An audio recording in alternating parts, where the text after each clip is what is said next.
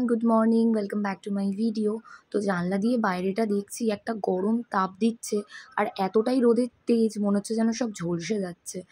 তো অফিস করছিলাম, ভাবলাম একটু দেখি কত টেম্পারেচার, দেখছি 38 ডিগ্রি। আর বলছে যে কামিং উইকে নাকি এটা 45 অবধি চলে যাবে, ইভেন থার্সডে মানে কালকে হয়তো এটা 40-তে যাবে। ছোটো থেকেই না আমার পেইন্ট করতে বেশ ভালো লাগে, কিন্তু সময়ের অভাবে সেভাবে করা হয় না।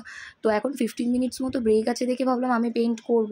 তো বসে পড়েছিলাম একটু পেইন্ট করতে, কিন্তু পুরোটা আমি কমপ্লিট করতে পারিনি কারণ আমাকে অফিসে বসে যেতে হয়েছিল। তাই ও কমপ্লিট করেছিল বাকিটা, আর মুখের মধ্যে রং লাগিয়ে ফেলেছে। আমি দেখাতে বলছিলাম, দেখাচ্ছিল না, হাসছিল। তো যাই হোক, আলটিমেটলি আমার কাজটা হয়ে গেছে আমাদের। তো আমি আজকে ব্রাউনি বানিয়েছি, এর রেসিপিটা কিন্তু মাইসেলফ মেগাতে পেয়ে যাবে, আর আমি লিঙ্কটাও দিয়ে দেবো। এরপর একটু রেডি হচ্ছি, কোথায় যাব সেটা জানতে পারবে খুব শিগগিরই। তো আমার রেডি হওয়া তো তোমরা জানোই, যারা আমার ভ্লগ নিয়মিত দেখো, যে ওই জাস্ট একটু টোনিং করি, একটু ময়শ্চারাইজ, আর ব্যাস আমি রেডি হয়ে যাই বেরোনোর জন্য। আর এই ড্রেসটা হাতের কাছে ছিল বলে আজকে এটাই পরে নিয়েছি। আর দেখো, আজকে আমাদের এখানে রাম মন্দিরে হাওড়ায় মেলা বসেছে, মানে এটা থাকে, দোকানগুলো থাকে, তবে আজকে খুব ভিড় আছে যেহেতু আজকে রামনবমী। তো আমি তো ফার্স্ট টাইম এলাম, এর আগে কখনো রামনবমীতে আসিনি।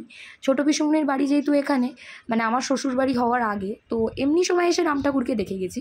তবে রাম নবমীতে যে ভিড়টা হয় বা যে ক্রেজটা থাকে সেটা এবছর দেখলাম। অযোধ্যাতে কবে যাব তা তো এখন জানি না, তাই এখন এখানকার রাম ঠাকুরকে দেখেই মনে একটা শান্তি হলো। ঠাকুর তো সব জায়গারই সেম, তাই না?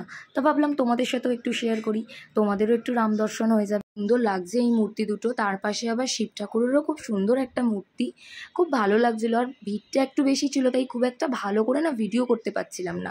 আর এখানে সত্যবান সাবিত্রীরও একটা মন্দির করা আছে, এখানেও খুব ভিড় ছিল। ও বললো যখন বেরিয়েইছি তাহলে চলো আমরা দুজন আজকে একটু হেঁটেও নিই, দুদিন ধরে গরমের জন্য আমাদের হাঁটা হচ্ছে না। তো প্রায় আধ ঘন্টা মতো দুজনে মিলে হেঁটে তারপর এখন বাড়ি ফেরার পালা, কারণ প্রায় 10টা বাজতে যায়। আর চটপট করে আমাকে ফলো করে দাও, ভিডিওটা ভালো লাগলে লাইক করে দিও। Thank you for watching.